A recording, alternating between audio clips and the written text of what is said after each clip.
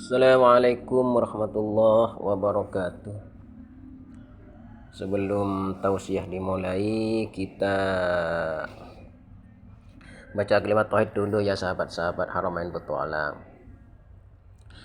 La ilaha illallah, la ilaha illallah, la ilaha illallah, Muhammadur Rasulullah. La ilaha illallah, la ilaha illallah, la ilaha illallah, Muhammadur Rasulullah. Tiada Tuhan selain Allah, Nabi Muhammad utusan Allah. Tiada sembahan selain Allah, Nabi Muhammad pesuruh Allah. La ilaha illallah, la ilaha illallah, la ilaha illallah, Muhammadur Rasulullah. Sungguh rugi orang tak ngaji, hidupnya lah bagaikan mati. Lebih pantas ditahlili walaupun dia masih belum mati.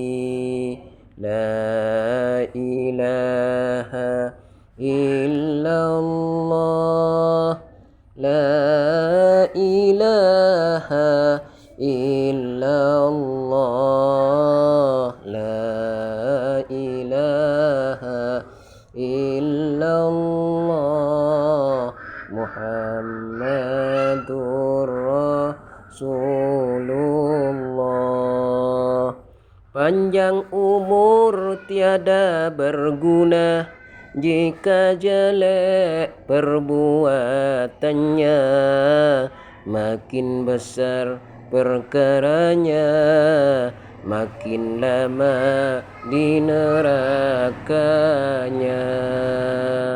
La ilaha illallah, la ilaha illallah, la ilaha illallah, Muhammadur Rasulullah. Jika nyawa di tenggorokannya terlihat semua dosa-dosanya, menyesal pun tiada berguna, terlihat semua siksa nerakanya. La ilaha illallah, la ilaha illallah, la ilaha illallah, Muhammadur Rasulullah. Orang yang baik akhlaknya, begitu indah kematiannya, bersinar di raut wajahnya karena melihat nikmat syurganya. La ilaha illallah, la ilaha illallah, la ilaha illallah, Muhammadur Rasulullah. Anak yang baik pengabdiannya ke kedua orang tuanya, lebih-lebih pada ibunya, jadi mulia anak cucunya.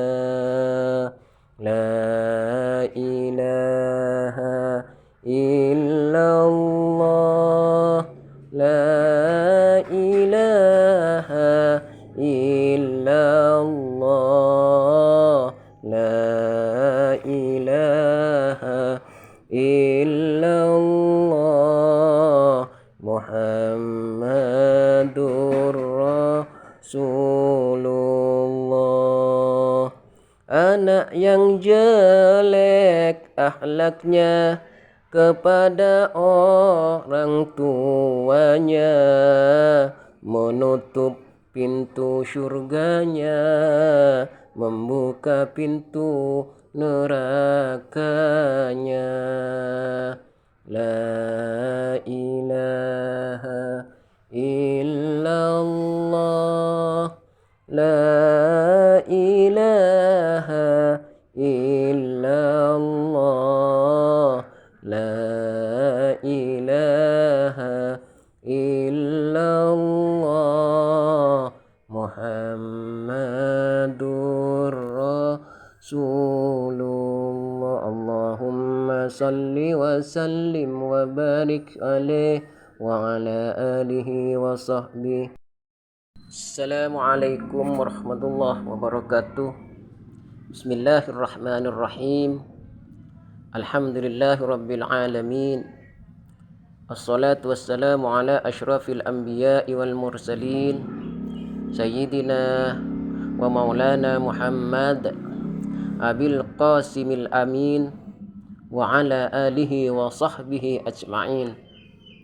Bismillahi alhamdulillah, assalatu wassalamu ala rasulillah wa ala alihi wa sahbihi wa mawala, la hawla wa la quwata illa billah, amma ba'du.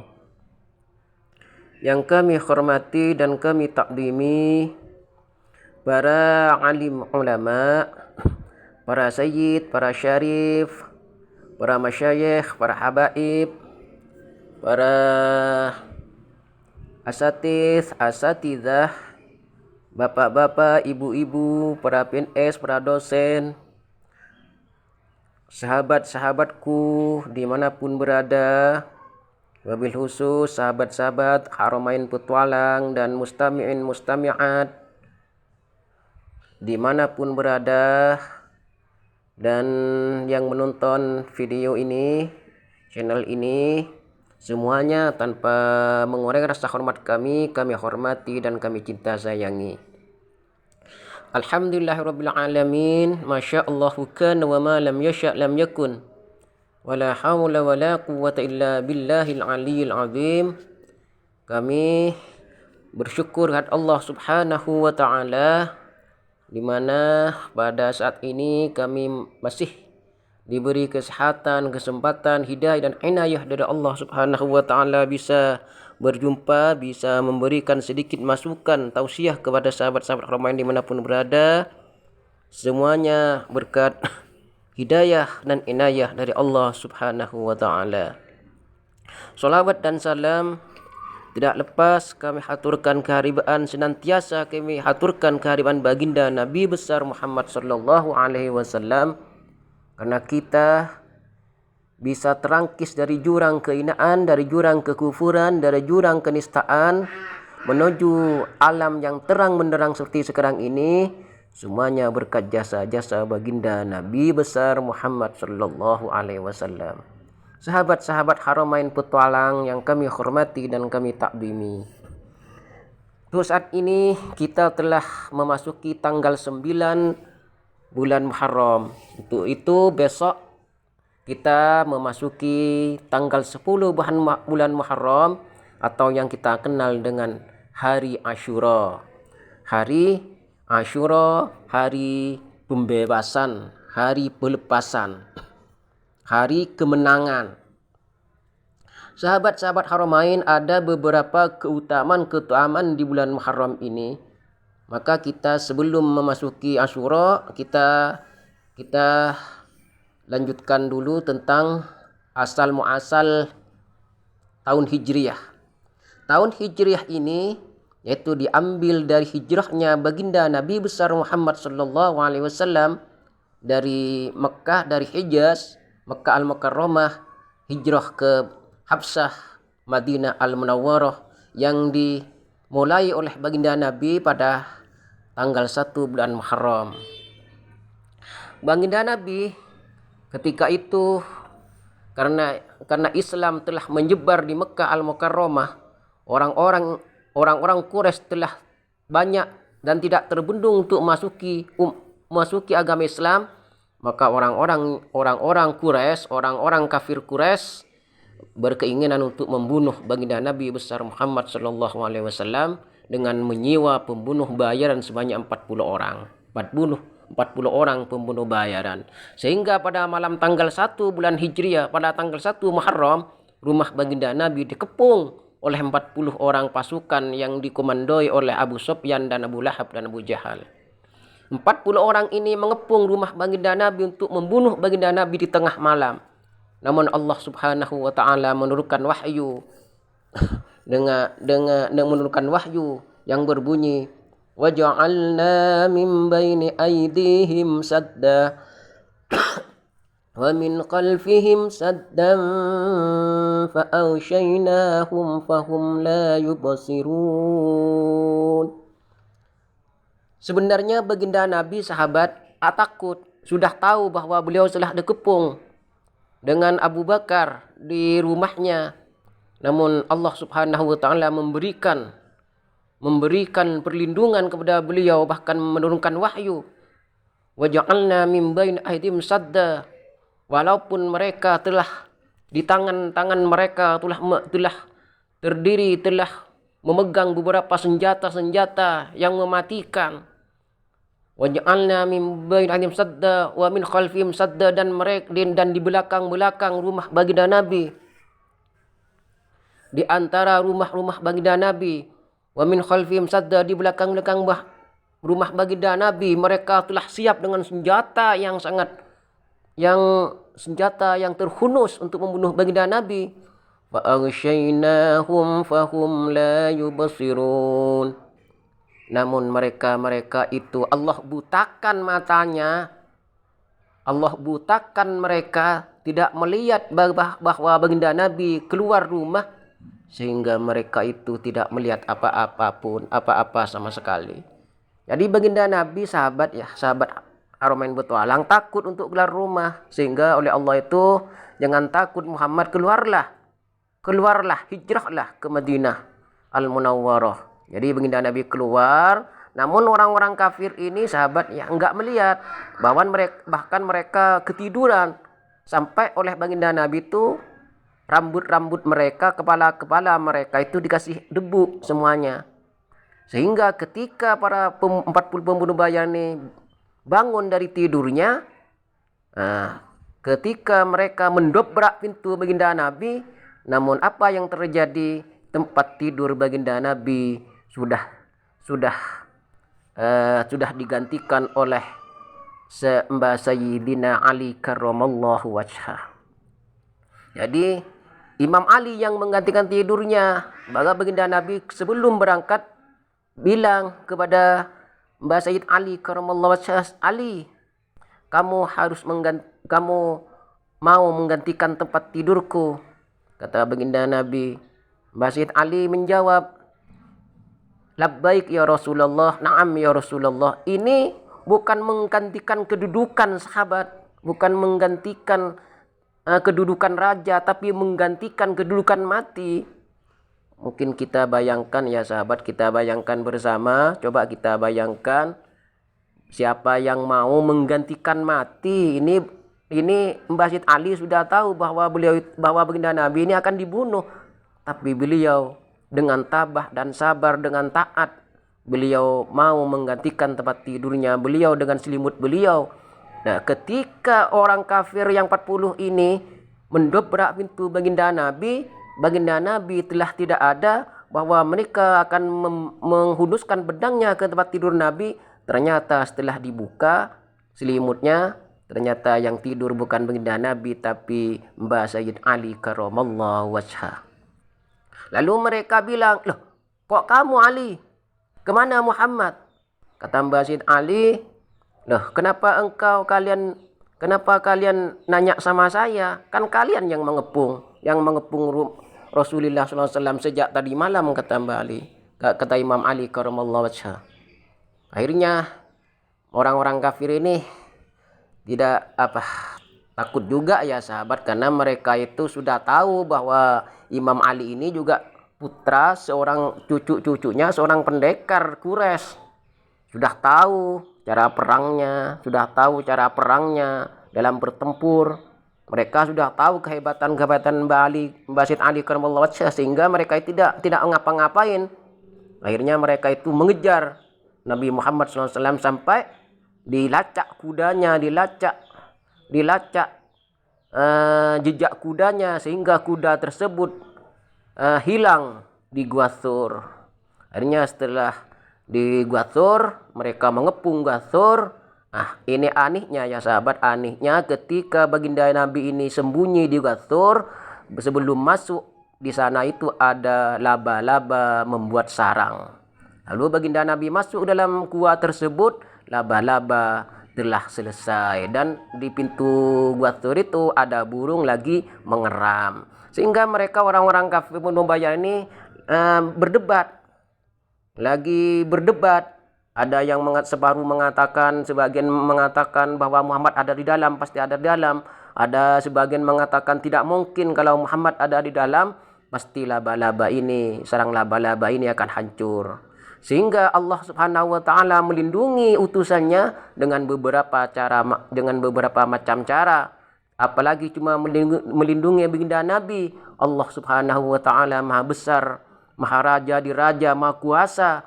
Allah menciptakan langit ini tidak ada dindingnya.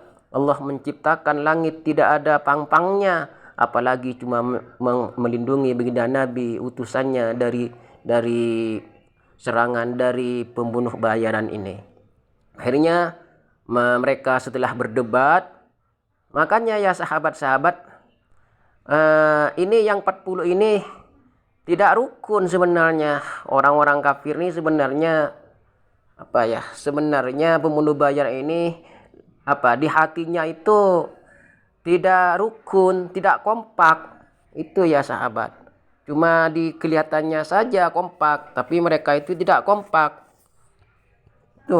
Sehingga mereka lebih banyak yang memutuskan untuk kembali, untuk menyisir jalan-jalan yang lain. Nah, tidak mungkin Muhammad ada di sini. Akhirnya pergi, lalu baginda Nabi meneruskan. Sebelum baginda Nabi meneruskan perjalanan, di dalam Gua Thur ini ada ular ya sahabat. Ada ular lagi bertapa selama 1000 tahun. Ini diperintah oleh Allah Subhanahu wa taala. Allah Subhanahu wa taala bersabda kepada ular ini, "Ular, kalau kamu ingin mengetahui wajah nabiku dan utusanku yang primulia di dunia ini, maka kamu bertapalah di Gua Thur ini selama 1000 tahun, maka kamu akan melihat wajahnya." Akhirnya sampailah sudah 1000 tahun. Ketika baginda Nabi Muhammad SAW lagi sembunyi di Gua Thur, tiba-tiba ada ular ini mau melihat wajah baginda Nabi. Namun ketika melihat wajah baginda Nabi, lubang ular ini ditutup dengan jari kakinya Khalifah Abu Bakar, sahabat baginda Nabi besar Muhammad SAW. Jadi oleh Sayyidina Abu Bakar ditutup lubangnya, karena beliau khawatir takut ular ini menggigit baginda Nabi. Akhirnya apa yang terjadi? Akhirnya jempol kaki jarinya Sayyidina Abu Bakar digigit oleh ular tersebut, sehingga Abu Bakar As-Siddiq menangis. Sehingga ketika beliau menangis, air matanya menetes ke pipi baginda Nabi yang lagi tidur di pangkuan Sayyidina Abu Bakar As-Siddiq radhiyallahu anhu. Nah, bangunlah baginda Nabi. Ketika ada titis air mata, bangun, nanya kepada Abu Bakar, "Ya, wahai Abu Bakar, kenapa engkau menangis?" Kata baginda Nabi, "Ya Rasulullah, kami menangis karena jari kaki saya digigit oleh ular sehingga racunnya telah menyebar ke tubuh saya." Akhirnya oleh baginda Nabi ditanyakan sama ular-ular, "Kenapa engkau menggigit sahabatku? Ini sahabatku yang paling setia." Ular ini menjawab, "Iya Rasulullah, saya gigit sahabatmu ini karena saya ingin melihat wajahmu. Saya bertapa selama 1000 tahun ingin melihat wajahmu. Ketika melihat wajahmu, lubang saya ditutup sama jari jempol kakinya sahabatmu ini. Akhirnya saya gigit." Kenapa engkau tahu ular bahwa saya ada di sini? Kata ular ini, "Iya Rasulullah, saya diberitahu oleh Allah Subhanahu wa taala." Subhanallah, Masya Allah, Subhanallah. Sahabat-sahabat Haramain Petualang yang kami hormati dan kami takzimi, akhirnya baginda Nabi memaafkan ular tersebut dan beliau mengasih air ludah mendoakan, diletakkan di jari jempol kakinya Sayyidina Abu Bakar. Akhirnya Sayyidina Abu Bakar sembuh seketika dan beliau berdua melanjutkan perjalanan ke Madinah Al-Munawwarah. Ketika hampir di Madinah, beliau itu bertemu sama sahabat juga orang Quraisy. Ini kelak akhirnya masuk Islam juga. Saya lupa ya namanya sahabat. Saya lupa namanya. Dia lalu baginda Nabi bilang sama orang Quraisy, sahabat, orang Quraisy, kalau kamu bertemu sama 40 orang pembunuh nanya tentang saya, jangan kasih tahu ya. Akhirnya orang Quraisy ini bilang, "Apa jaminannya Muhammad? Kalau kamu merahasiakannya, kelak kamu akan saya pakaikan baju sirah dari emas milik Raja Persia." Akhirnya ketika orang Quraisy melanjutkan ke Mekah, sampai di perjalanan ditegur oleh pasukan 40 orang ini. Orang Quraisy, "Dari mana kau?" "Dari Madinah." "Kamu bertemu sama 2 orang, Muhammad dan Abu Bakar." "Tidak," kata orang Quraisy ini, karena orang Quraisy ini sudah dijanjin sama Rasulullah baju sirah, baju perang milik Raja Persia yang dibuat dari emas gitu.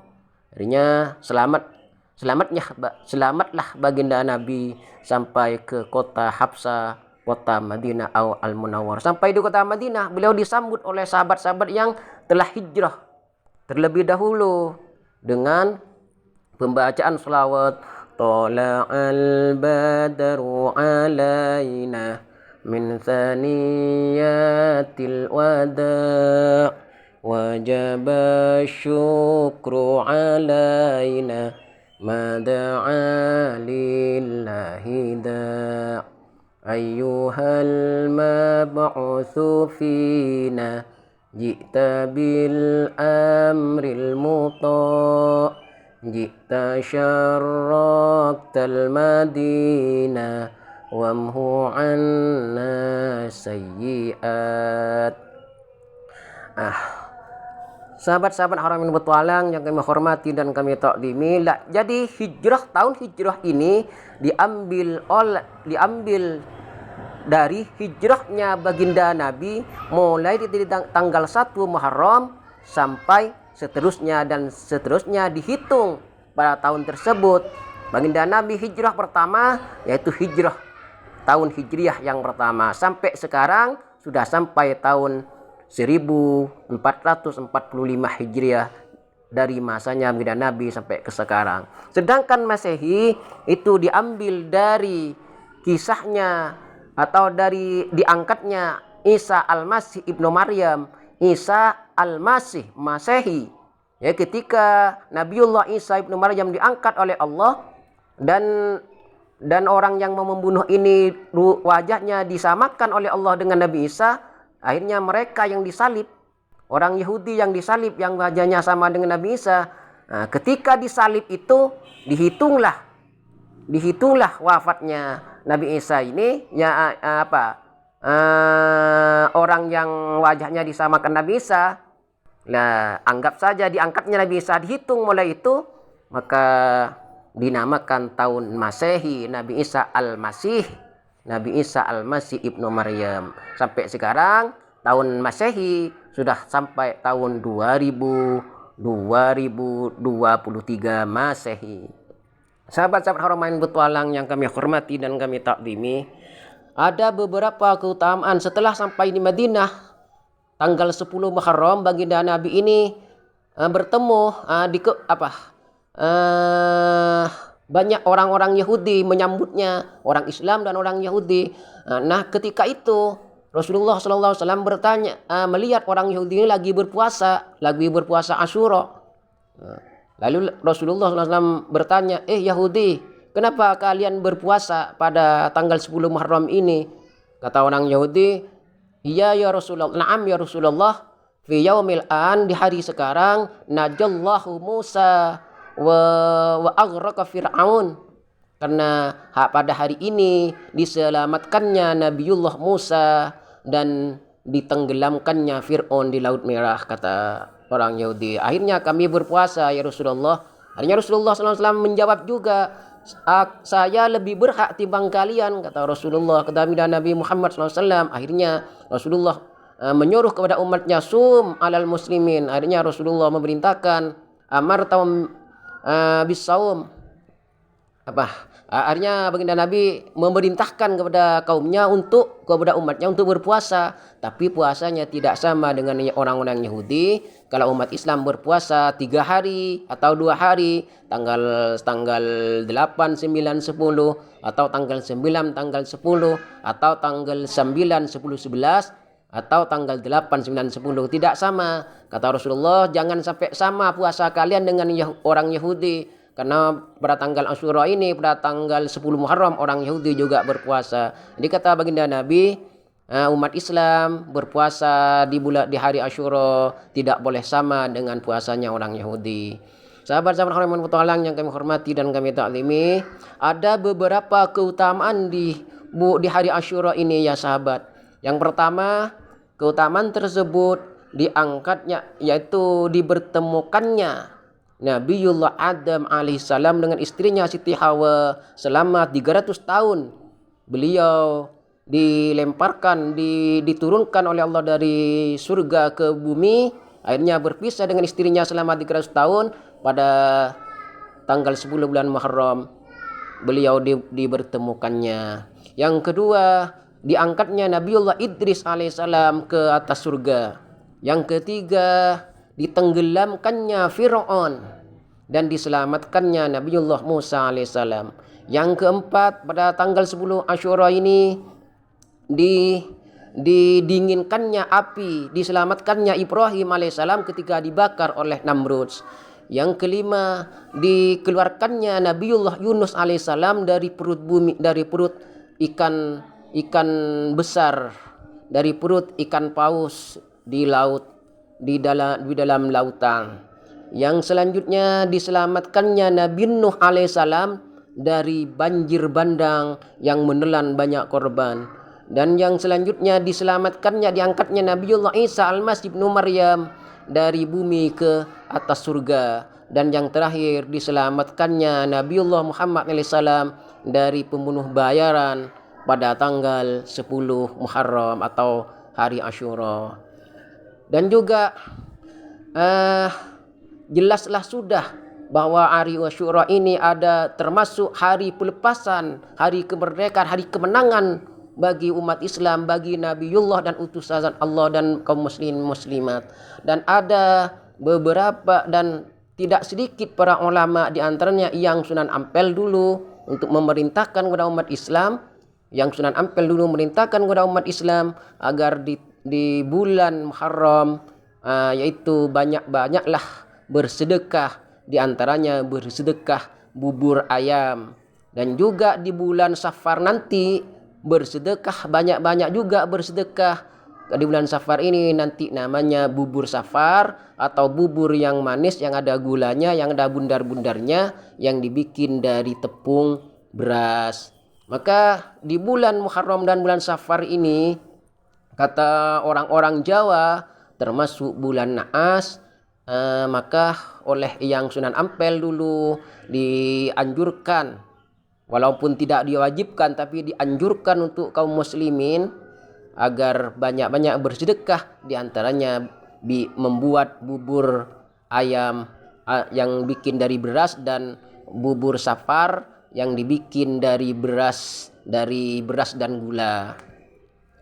Sahabat-sahabat Haramain dan sahabat-sahabat yang bergabung dengan Haramain yang kami hormati dan kami takdimi, dan juga kami himbau kepada seluruh umat Islam dan non-Islam, diantaranya juga bukan hanya umat Islam tapi non-Islam juga dan rakyat Indonesia khususnya, bahwa hari Asyura ini termasuk hari rayanya anak yatim. Maka besok jangan lupa yang punya sedikit harta untuk mengusap kepala anak yatim dengan sekedar harta, sedikit hartanya atau uang sebanyak 10.000, 20.000, 30.000 atau 5.000, tapi jangan sampai 2.000 ya sahabat. Kalau ngusap kena 1 tahun sekali, bukan setiap hari. Kalau setiap hari enggak apa-apa, tapi kalau setiap tahun sekali kasih 2.000, kalau bisa jangan ya sahabat. Maka kalau bisa itu ngasihlah paling minimal 5.000, 10.000 atau 20.000, 30.000 atau selanjutnya. Yang penting ikhlas. Jadi besok ini kita ngusap anak yatim.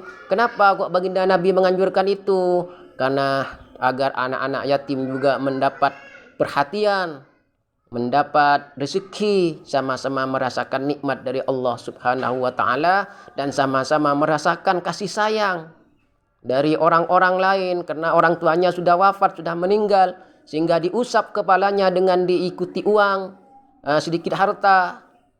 Maka anak-anak yatim tersebut akan merasa bahagia, merasa sama-sama juga punya orang tua seperti kita semua. Semoga kita semua umat Islam khususnya dan rakyat Indonesia umumnya, khususnya juga umat Islam dimanapun berada, dan seluruh manusia di muka bumi ini semuanya selalu bertakwa kepada Allah Subhanahu wa taala, ditetapkan iman dan Islam, dan umat Islam selalu dan keluarga kita, anak cucu kita selalu mendapatkan perlindungan Allah Subhanahu wa taala. Dan jangan lupa, ingatlah kepada Allah, selalu ingatlah kepada sejarah, ingatlah sejarah baginda Nabi Adam sampai baginda Nabi Muhammad SAW. Jangan lupa terhadap sejarah dan sejarah perjuangan para pahlawan kita di negara kita Indonesia khususnya. Jangan sampai kita menutup mata, jangan sampai kita melepas diri, jangan kita merasa perkasa, merasa bisa, sebab negara ini Indonesia khususnya dan umat Islam dan agama Islam khususnya, yaitu negara kita berdiri karena perjuangan darah dan air mata para pahlawan kita, dan agama Islam ini tidak lepas dari perjuangan baginda Nabi dan sahabat-sahabatnya, para tabi'in dan para ulama kita. Kita dianggap bangsa yang besar, dianggap bangsa yang berdaulat, dianggap remaja dan pemuda Islam, pemuda negeri yang berdaulat, yang perkasa, yang bijaksana. Kalau kita bisa meneruskan perjuangan para nabi kita, para sahabatnya, dan meneruskan sejarah perjuangan para pahlawan kita.